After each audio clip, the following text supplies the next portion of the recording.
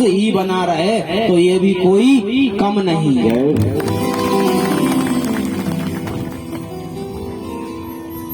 आप इंसानियत तो समझो, इंसानियत के गुण क्या है, इंसानियत की बात क्या है, इंसानियत के धर्म क्या है। छोटी छोटी बातों से लोगों को झगड़ते हुए देखा है, छोटी छोटी बातों से लोगों को झगड़ते हुए देखा है।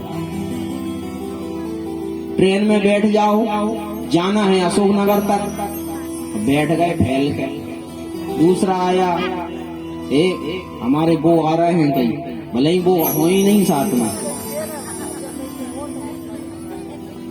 अरे थोड़े ऐसे बैठ जाओ, बेचारी वो बैठ जाएगी बूढ़ी अम्मा, तुम्हारा क्या बिगड़ जाएगा। अच्छा एक और बात सुनो, कह दूं कि ना कहूं। कुछ लोग होते हैं सीट पे बैठे होंगे दो चार जने, कोई सुंदरी सी दिखी तो कहेंगे यहाँ बैठ जा, और वो मुंह मरोड़ लेगी कि हमें नहीं बैठना। सही कह रहे हैं हम।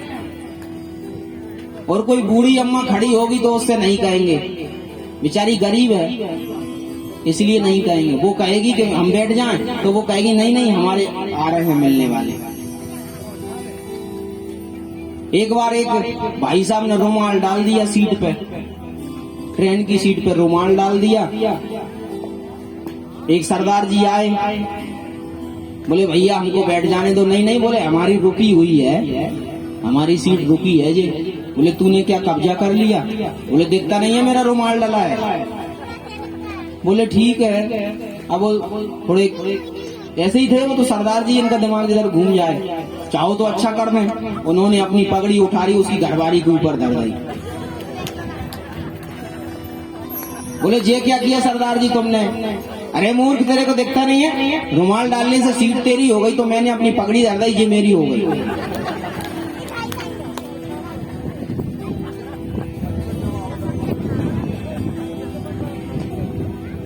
रुमाल डालने से क्या कब्जा कर लिया? अरे कोई को जरूरत है तो बिठा लो, आप भी बैठ जाओ, मैं ये नहीं कह रहा, जिसको जरूरत है उसको बैठ जाओ। लेकिन छोटी छोटी बातों से झगड़ते हुए देखा।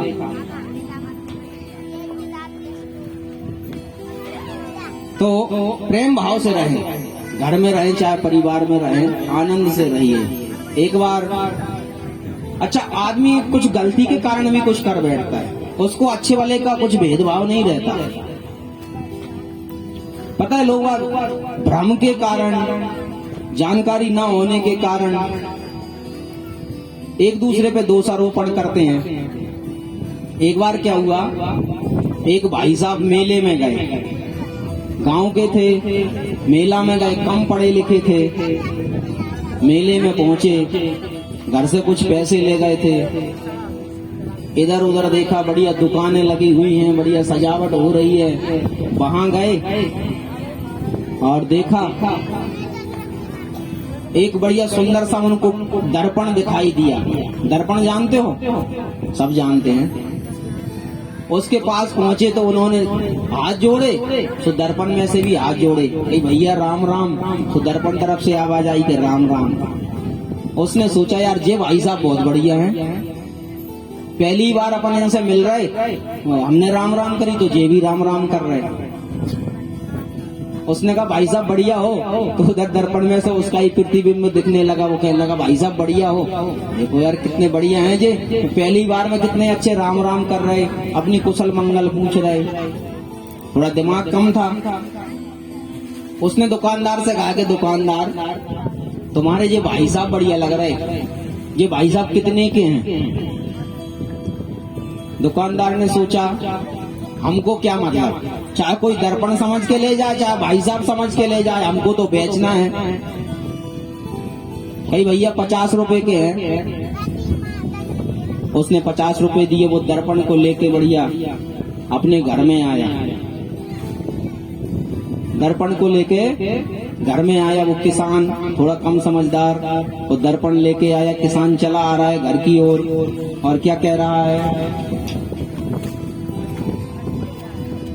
कृषक एक शीशा ले घर आयो, कृषक एक शीशा ले घर आयो, अपनों सो प्रिय साथी पाकर हेरी हेरी हर्षायो, कृषक एक सीसा ले घर आयो। और जैसे वो बोले वैसे ही वो दर्पण बोले, तो तन मन धन दर्पण पे बारे, दिन में केतिक बार निहारे, दिन में केतिक बार निहारे। बार बार नत मस्तक है के बैठक में लटकायो, कृषक एक सीसा ले घर आयो। अपनी बैठक में लगा दिया उसने और बार बार जाए निहारे और पूछे भाई साहब बढ़िया हो कि भाई साहब बढ़िया है, जे बढ़िया भाई साहब है, ना खाए ना पिए और बढ़िया रह रहे हैं और घर की बैठक में भी बैठे हैं, जे बढ़िया भाई साहब ले आए। अब सुनो, अब क्या समस्या हुई कि पति पत्नी दोनों बैठे हुए थे, बातचीत चल रही थी पति पत्नी की। तो उसने कहा, वो पत्नी कुछ काम में लग गई, वो फिर से बैठक में गया, फिर से देख के आया कि मैं अपने भाई साहब से मिले आऊं। तो बैठक में गया और भाई साहब बढ़िया, अच्छे हो, राम राम। फिर आ गया वापस, राम राम बढ़िया। उसकी पत्नी ने सोचा कि ये बार बार जाते कहाँ हैं और करते क्या है, मैं भी जाके देखूं। तो उसकी पत्नी, जब वो किसी काम से बाहर चला गया, उसकी पत्नी पहुंची, अब वो भी दर्पण के सामने पहुंची, तो संभ्रम चली आई घर बारी, संभ्रम चली आई घर बारी, सन्मुख सुंदर नारी निहारी। उसने जैसे ही देखा, हाँ तभी तो मैं समझूं ये बार बार उठ के काय को आते हैं, हाँ जई के वजह से आते हैं। उस शीशे में उसकी खुद की तस्वीर दिखी, वो समझ नहीं पाई ये कौन है, तो कहने लगा हाँ इसी की वजह से बार बार आते हैं ये बैठक में। आए गई है सौत हमारी, क्रोध हृदय में छायो भारी, आए गई है सौत हमारी, क्रोध हृदय में छायो, कृषक एक सीसा ले घर आयो। सास से कहने लगी कि सुनो, तुम्हारे ये बहुत खराब है। बोले काहे? सास ने कहा क्या बात है? ढाई सास बहु रानी ने कैसो रुदन मचायो, कृषक एक सीसा ले घर आयो। सास ने सुना, बोले तू चिंता ना कर, मैं देख के आती हूँ कहाँ कौन है। तो सास पहुंची और सास भी उसी दर्पण में जाके देखती है। आई सास चली तत्क्षण में, वृद्धा दीख पड़ी दर्पण में, अरी बाबरी या बुढ़िया पे मेरो लाल लुभायो, कृषक एक सीसा ले घर आयो। वो बेचारी बूढ़ी अम्मा घर आई, उसने कहा तू पागल हो गई, क्या कह रही है, अब मत कहना। उसके वजह से जाता है वो बैठक में, वो तो मेरी उम्र की है कहीं। सास कहने लगी वो तो मेरी उम्र की है, इतनी उम्र की बूढ़ी अम्मा है, मेरे बेटे को झूठा दोष लगा रही थी। अब ससुर जी आए, उन्होंने उनसे कहा उन्होंने कि तुम दोनों क्यों लड़ रही हो, ये बहू क्यों रो रही है? अरे ये बहू कह रही है कि बैठक में कोई पराई नारी को लेके आया है मेरा छोरा, और मैं उसमें जाती हूँ तो मेरे को तो मेरी उम्र की बूढ़ी अम्मा दिखती है। तो ससुर साहब ने पूछा हम ही जा रहे कि हम देख के आ रहे? दाढ़ी बालो पुरुष देख के दोनों को फटकारो, बोला ससुर अरी मूर्खाओ। तो कैसी पागल हो गई तुम दोनों हैं? बोला ससुर अरी मूर्खाओ, धरी दे लजाओ, तुमने ये शरीर को लजा दिया कि मर ना गई तुम, नर नारी को भेद समझ ना पायो, कृषक एक सीसा ले घर आयो। तुम दोनों पागल हो गई, तुमको उसमें ये नहीं दिखता कि आदमी है कि औरत है। उसमें मैंने देखा है कि उसमें दाढ़ी वाला बाबा बैठा है।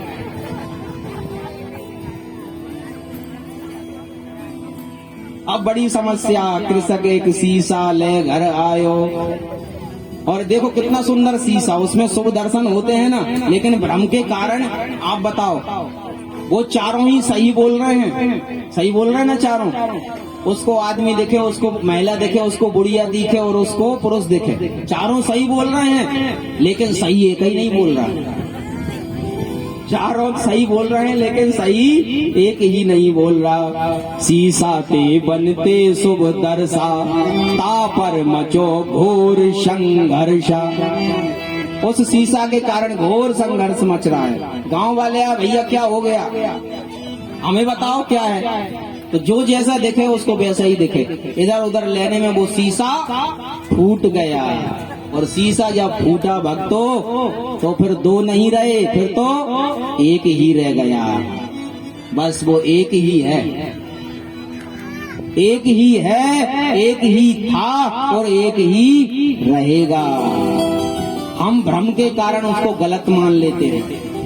हम मान लेते हैं कि ये हमारी सास है और ये हमारी अम्मा है। हम मान लेते हैं कि ये हमारी ननंद है, ये हमारी बहन है। हम मान लेते हैं कि ये हमारा सगा भाई और ये हमारे साले जी है। किसी में कोई भेद नहीं है, सब एक ही हैं, क्योंकि ईश्वर अंश जीव अविनाशी, चेतन अमल सहज सुख राशि। ईश्वर अंश जीव अविनाशी, चेतन अमल सहज सुख राशि। ईश्वर अंश जीव अविनाशी, चेतन अमल सहज सुख राशि। ईश्वर अंश जीव अविनाशी, ईश्वर अंश जीव अविनाशी, ईश्वर अंश जीव अविनाशी। ओ ईश्वर अंश जीव अविनाशी, चेतन अमल सहज सुख राशि। ईश्वर अंश जीव अविनाशी, चेतन अमल सहज सुख राशि।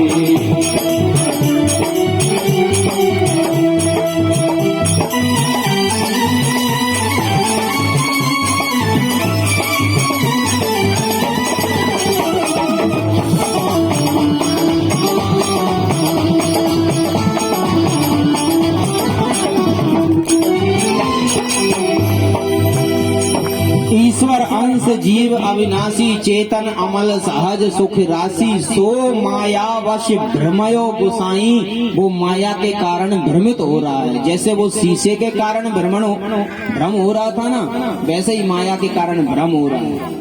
एक भक्त की अंगूठी खो गई, राधे राधे कह दो। उसने गुरुजी से पूछा, गुरुजी हमारी अंगूठी बताओ कहाँ है। गुरुजी ने कहा हम बहुत जानते हैं, अभी बताते हैं। गुरुजी बता दो, बता दें? बोले सही बताना। बोले सही बताएंगे और क्या झूठी बोलेंगे।